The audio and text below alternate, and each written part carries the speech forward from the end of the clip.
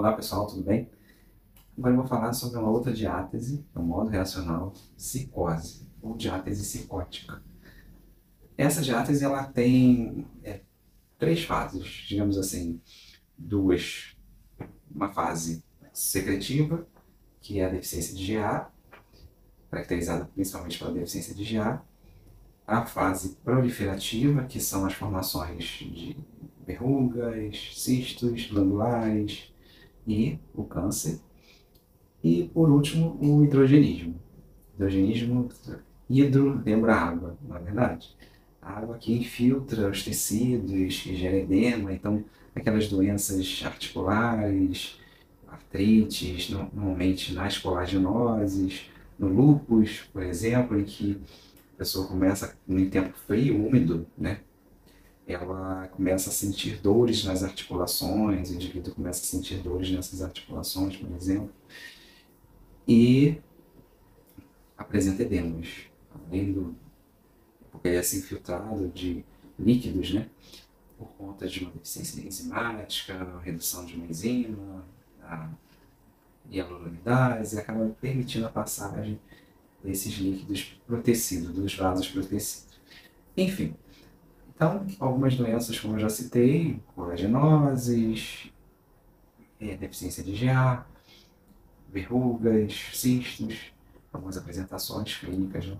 E dentro da deficiência de GA, a fase proliferativa, que chamamos, a deficiência de GA é um anticorpo, é uma defesa. Que dentro da psicose, dessa diátese, ela se caracteriza, né, na verdade, a deficiência de GA está dentro da psicose, com uma redução de imunidade, seja transitória, seja por conta da temperatura, como a presença do frio, seja por medicamentos, mas ela se encontra reduzida funcionalmente ou quantitativamente e às vezes não detectada, mas caracterizando a psicose. Isso leva a processos nas crianças, principalmente, de infecções recorrentes sinopulmonares, né?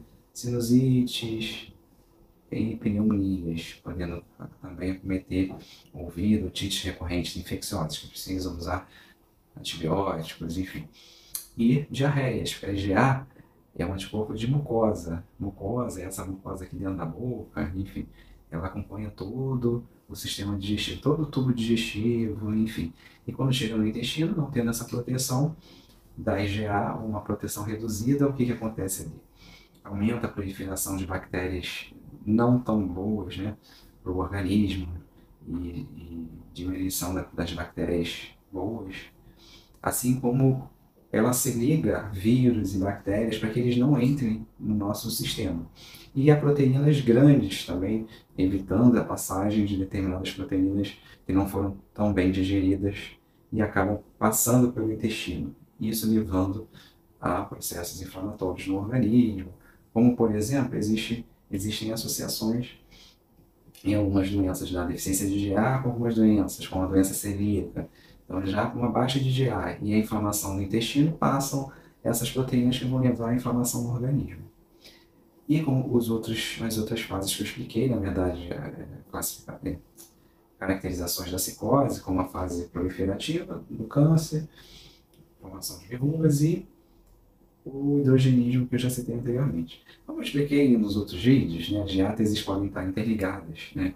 Existe, por exemplo, o tuberculismo associado à psicose.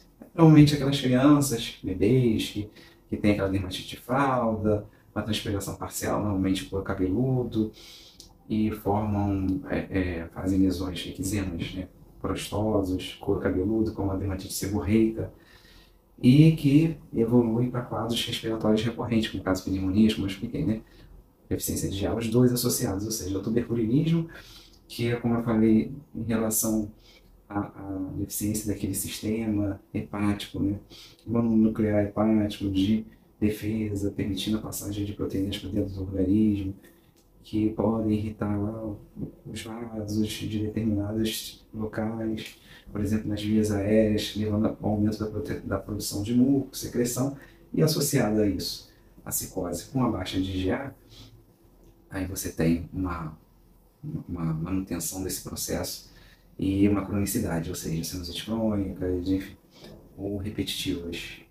Por isso que, como eu expliquei para vocês, esse olhar, essa caracterização das diáteses é importante para o médico, homeopata, para ele ter, observar, né, esses quadros, porque existem diferenças. Então, se eu passo um medicamento predominantemente psicótico para um indivíduo e ele é mais tuberculínico, eu vou acabar atrapalhando o processo dele de melhora.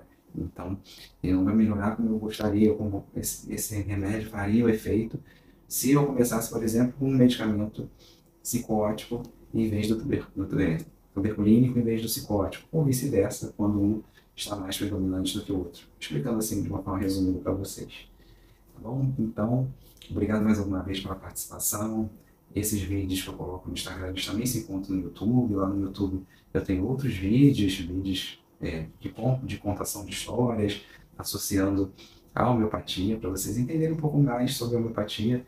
A homeopatia é ciência, a homeopatia é uma especialidade médica reconhecida pelo Conselho Federal de Medicina e cada vez mais vem surgindo pesquisas dentro dessa área, porque é uma área diferente, com padrões de pesquisa diferentes, mas que tem o seu campo e como é observado resultados, ações dos medicamentos dos pacientes, dos indivíduos. Isso é relatado em artigos, tá bom? Vocês podem pesquisar até pela internet, PubMed, mas algumas revistas também especializadas em homeopatia, como a Homeopatia, da James. Tá bom, pessoal? Então era isso que eu queria passar para vocês. E um bom dia, um bom final de semana e até o próximo vídeo, tá bom? Tchau, um abraço, tchau.